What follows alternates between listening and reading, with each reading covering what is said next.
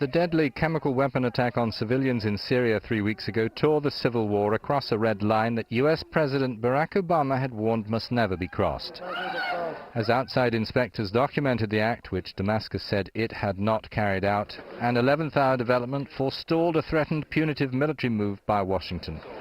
As an alternative to the US delivering an armed strike, on Wednesday Russia submitted a package of proposals to place Syria's chemical weapons under international control, to dismantle them even as the bloodshed continues. A version of the Russian plan that leaked to the newspaper Kommersant described 4 stages. Syria would join the OPCW, the world body that enforces a chemical weapons ban, declare production and storage sites, invite inspectors, and then decide with the inspectors how and by whom stockpiles would be destroyed.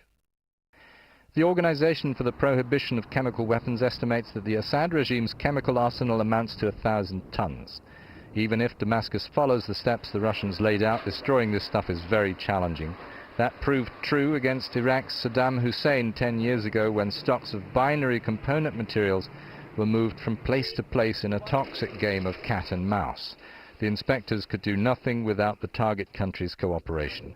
Syria this week appeared to acknowledge that it has chemical weapons, but has blamed the August 21st attack on the rebels.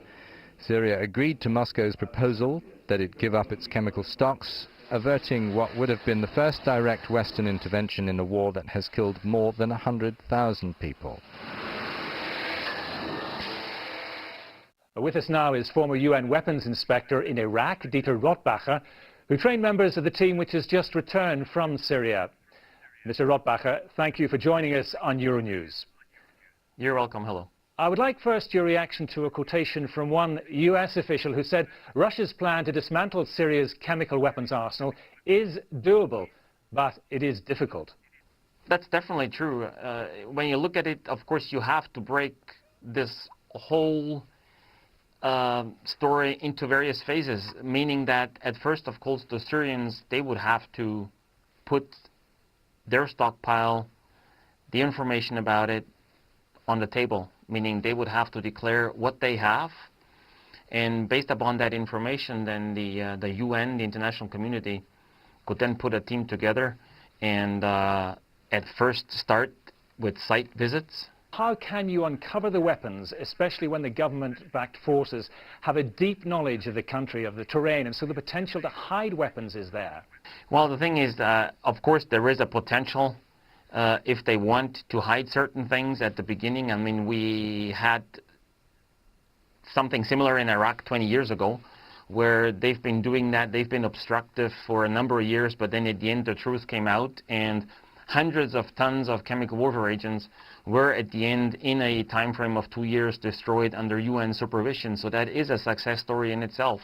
But how can anyone's security be guaranteed? How can you work, a team work effectively in a region which we all know is torn apart by this civil conflict? At first, when you conduct site visits, you don't need a lot of equipment.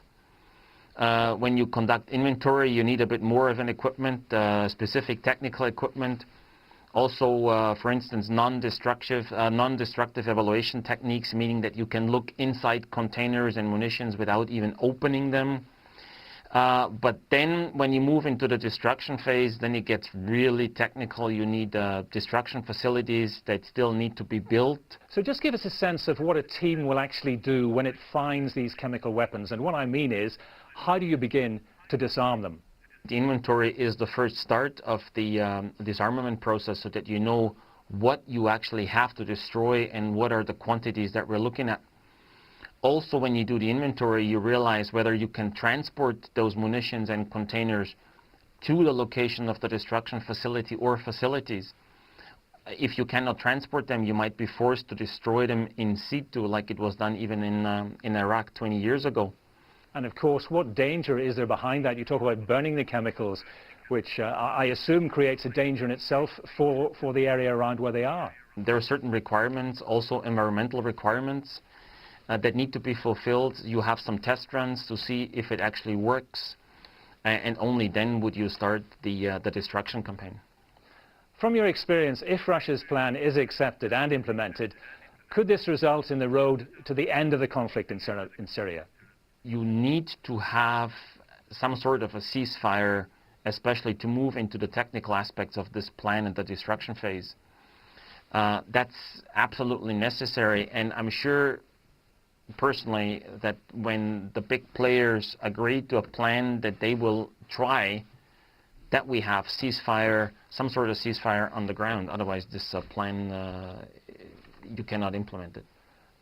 Is there a suggestion there that the plan could start? You could actually go into action with a team to disarm the weapons, but in fact if the ceasefire breaks down, for instance, it could all stop.